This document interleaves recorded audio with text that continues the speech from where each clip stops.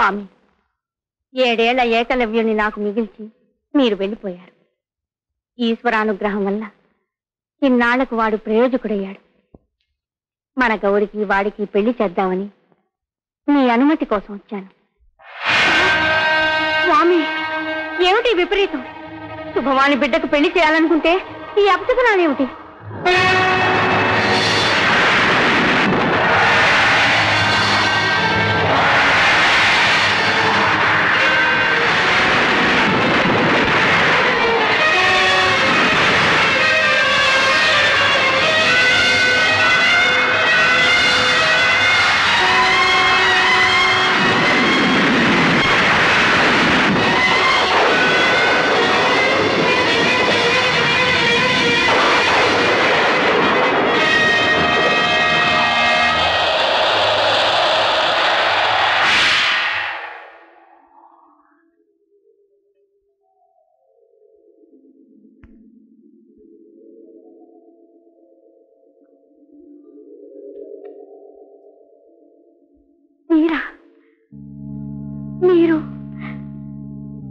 మీరేనా?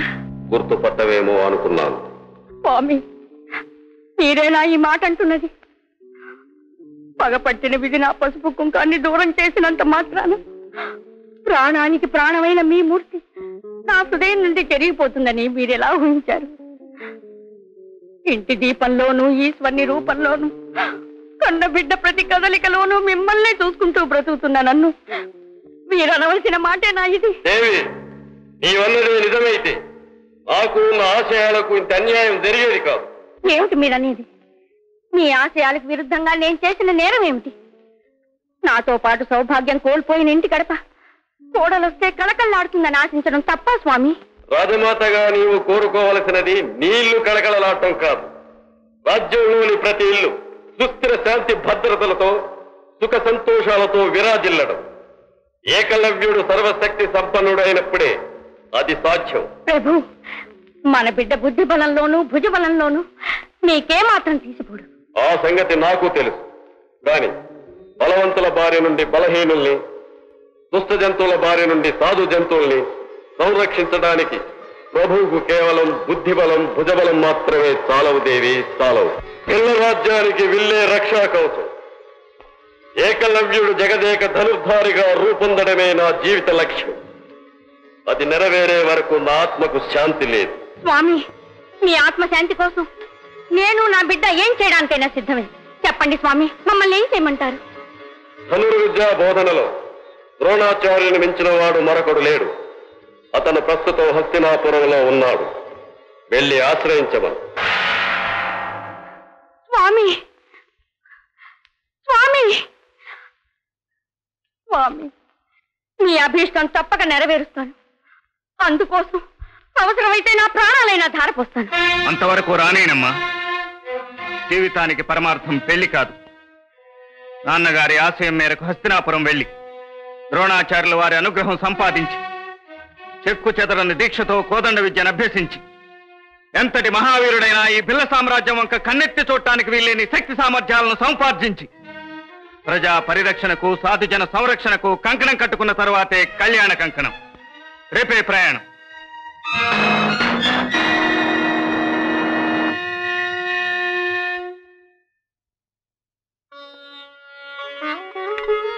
గౌరీ, చిరునవ్వుతో సాగనంపవలసింది పోయి కళ్ళల్లో ఆ నీళ్ళేమిటి? అలా సాగనంపుతామని అనుకున్నాను, కానీ పాడు మనసు బయటపడనే పడింది. వెళ్ళిరా బావా. ఏది నువ్వు నవ్వందే? ముందు నువ్వు నవ్వాలి. నేనేం నీలా బాధపడటం లేదు. మరి కళ్ళలో ఆ నీళ్ళేమిటి? నీళ్ళ నా కళ్ళలోనా? పాడు మనసు బయట పడనే పడింది. అమ్మా, నువ్వు కూడా. ఒరేయ్, నాది మనసేరా. వెళ్ళిరండి. వస్తానమ్మా. అన్నయ్య, గుర్రాలు తొందరపడుతున్నాయి.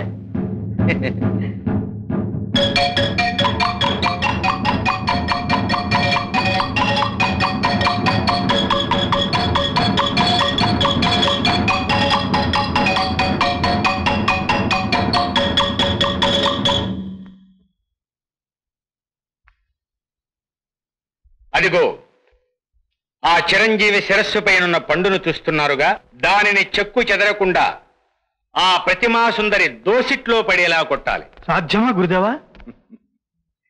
అశ్రద్ధమా?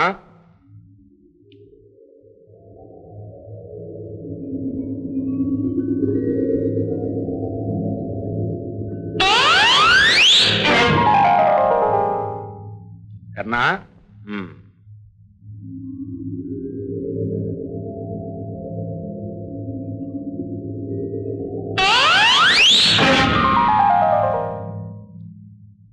అర్జున,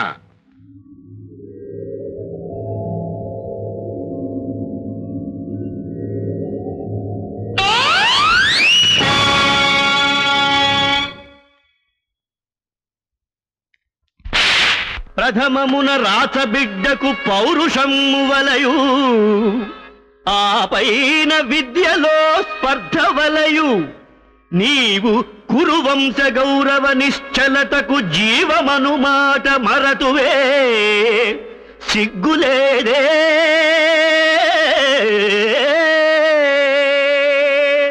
లక్ష్యం తప్పడానికి కారణం నీ నిర్లక్ష్యం. చిత్తశుద్ధి లేని విద్యార్థి లక్ష్య సిద్ధిని పొందలేడు, గుర్తుంచుకో.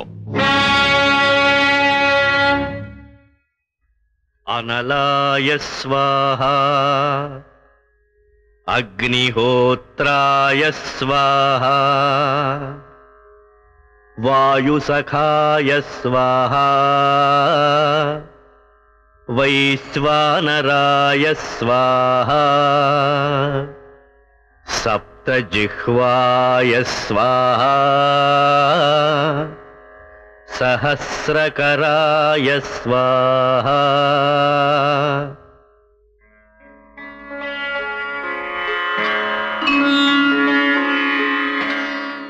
అర్జున, నిలుచునే ఉన్నావే, కూర్చో.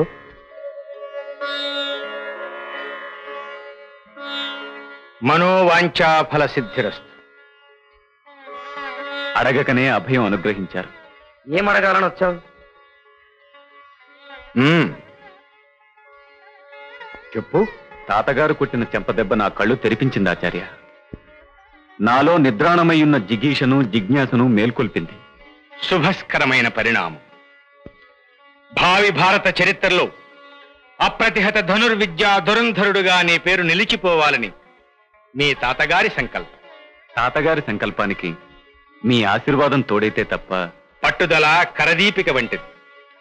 అదే నిన్నిప్పుడు అగ్నిహోత్రుని సన్నిధికి నడిపించినది. అస్త్ర విద్యలో నీవు అద్వితీయ ప్రతిభాశాలివి కావటం తథ్యం. నాన్నగారు, అద్వితీయుడంటే అర్థం? సాటి లేని మేటి అని.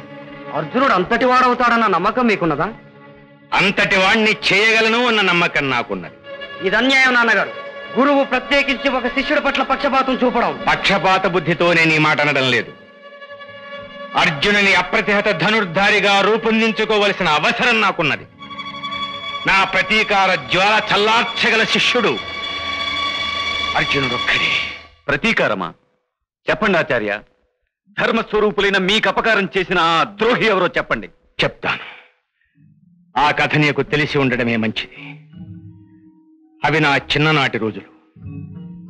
నేడు పాంచాల దేశాధీశుడని విర్రవీగుతున్న ద్రౌపదుడు నేను బాల్యమిత్రులు.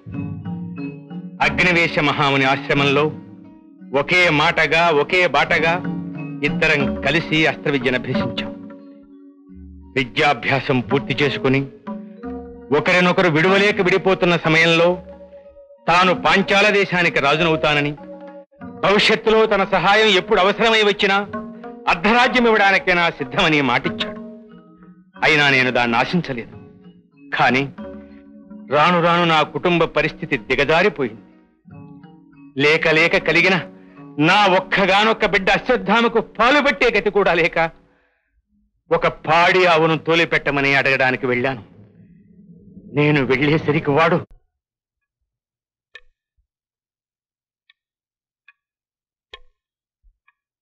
ద్రుపద,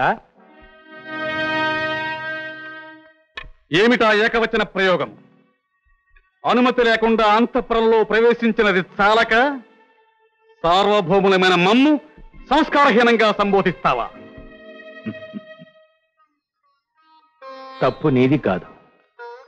అహము, ఐశ్వర్యము, ఉచ్ఛ్వాస నిశ్వాసముల వంటివని తెలిసి కూడా ఆబాల్యమిత్రుడవు కదా, అభిమానించకపోతావా అని వచ్చాను. ఏమన్నావు? నీవు మాకు మిత్రుడవా? కాదా? ఆపుని అధిక ప్రసంగం. ఆగర్భ సార్వభౌములమైన మేమెక్కడ, పుట్టు దరిద్రుడమైన నీవెక్కడ? గురుకులంలో 12 ఏళ్లు ఒకరిలో ఒకరిగా గడిపాం.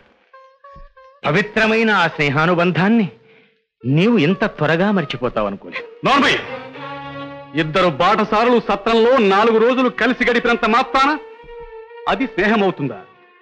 పూర్వాపరాలను ఏకరువు పెట్టక వచ్చిన పని చెప్పు. నేను నీ సిరి సంపదలను, భోగభాగ్యాలను ఆశించి రాలేదు. స్నేహితుడు అన్న భ్రమతో బిడ్డ పాల కోసం ఒక ఆవును అడగడానికి వచ్చాను. యాచకుడుగా అర్థిస్తే 1000 ఆవులనిస్తాను. అలా కాకుండా అర్థం పర్థం లేని మిత్రత్వం కలిపి రెచ్చగొట్టావంటే మెడబెట్టి గంటిస్తాను. కృతజ్ఞుడా, నా బిడ్డ ఆకటి బాధకు ఆహుతైపోయినా సహిస్తాను, కాని ఆత్మాభిమానాన్ని చంపుకొని నిన్ను అర్థించను. ఎంత అహంకారం! ఎవరిక్కడ? వీణ్ణి మెడబెట్టి గంటండి.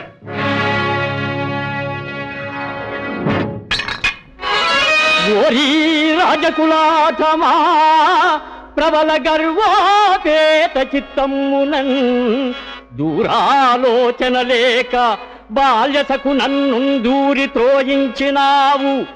ఔరా నీ మదమెల్ల కొల్లగొను శిష్యగ్రామణిన్ తీర్చి ఆ ధీరాగ్రేసరు చేత కట్టి నిన్ను నే తెచ్చించుకోకున్నచో భారద్వాజసుతుండ కాను. వినరా పాంచాలుడా నీచుడా.